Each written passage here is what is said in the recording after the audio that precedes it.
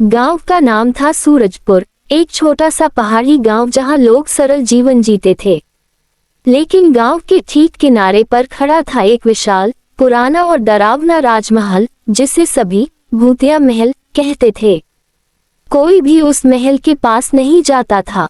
कहते थे वहां रात को चीखें आती हैं, खिड़कियां अपने आप खुलती बंद होती हैं और कभी कभी वहां से पुराने जमाने का संगीत सुनाई देता है। लोग कहते थे जो भी उस महल में गया वो कभी लौट कर नहीं आया। दो दोस्त आरव और सानवी। गांव में दो खास दोस्त थे। आरव एक 13 साल का साहसी लड़का जिसे डर नाम की चीज का कोई मतलब नहीं था, और उसकी सबसे अच्छी दोस्त सानवी जो बहुत समझदार और तार्किक थी। दोनों को रहस्यमयी चीजों की तलाश करना पसंद था। एक दिन स्कूल से लौटते समय सानवी ने कहा, अगर वो महल सच में भूतिया होता तो अब तक कोई सबूत तो मिलता। ये बस एक अफवाह है। आरव बोला, तो चलो आज रात वहां चलते हैं, देखते हैं क्या है वहां।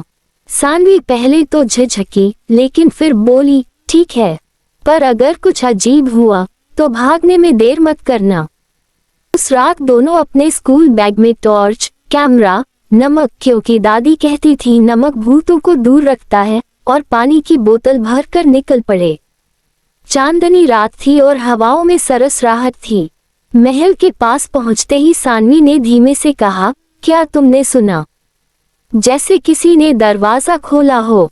आरव ने उसका हाथ पकड़ा और बोला, डरो मत, मैं हूं ना। महल का भारी लोहे का दरवाजा खुद ब खुद चर्र की आवाज करता खुल गया। अंदर दाखिल होते ही उन्हें लगा जैसे समय थम गया हो। दीवारों पर जाले, फर्श पर धूल और कोनों में खंडहर बन चुकी मूर्तियां थीं। एक गलियारा ऐसा था जो खुद ब खुद टॉर्च की रोशनी में चमक रहा था। चलते चलते उन्होंने देखा दीवारों पर कुछ पुराने राजा रानी की तस्वीरें थीं। एक तस्वीर के नीचे लिखा था, ग्रेटर देन राजा रघुवीर, जिसने प्रजा के लिए प्राण त्यागे पर धोखे से बदनाम हुआ। सानवी ने पूछा, क्या यही वो आत्मा है जिसकी लोग बात करते हैं? जवाब में एक ठंडी हवा उनके बीच से गुजर गई और दरवाजा बंद हो गया। धड़ाम। अचानक हवा तेज हो गई, टॉर्च बंद हो गई और एक नीली रोशनी से पूरी दीवार भर गई। एक लंबा साया उनके सामने उभरा। दोनों कांप उठे। वो आवाज आई, क्यों आए हो मेरे महल में? आरव हिम्मत करके बोला, हम बस जानना चाहते थे कि क्या आप वाकई कोई भूत हैं, और क्यों यहाँ कोई नहीं आता।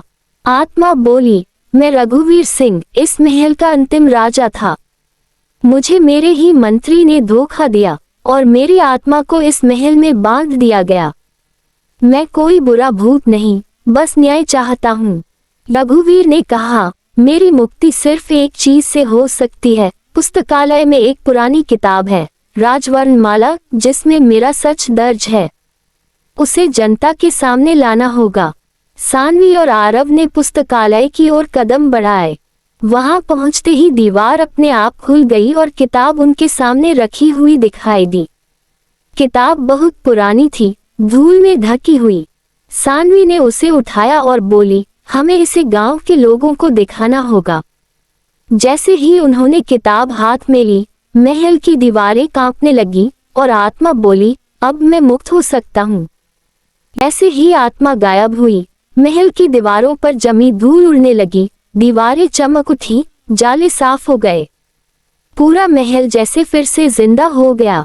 अगली सुबह आरव और सानवी ने किताब लेकर पंचायत में सबके सामने पेश की और पूरा इतिहास सुनाया। सब चकित रह गए कि उन्होंने सालों से एक निर्दोष आत्मा को भूत समझकर दूर रखा था। गांव के बुजुर्गों ने घोषणा की, ग्रेटर देन, अब ये महल भूतिया नहीं, वीर महल कहलाएगा, जहां दो बच्चों ने इतिहास को सही किया। गांव वाले महल की मरम्मत करवाने लगे और वहां एक छोटा सा म्यूजियम बना जहां रघुवीर सिंह की सच्चाई दर्ज थी। सानवी और आरव को स्कूल में वीर पुरस्कार दिया गया और उनकी बहादुरी की कहानी पूरे जिले में फैल गई। हर डर के पीछे कोई सच्चाई होती है और हर भूत बुरा नहीं होता। कभी कभी वो सिर्फ न्याय की पुकार होते हैं।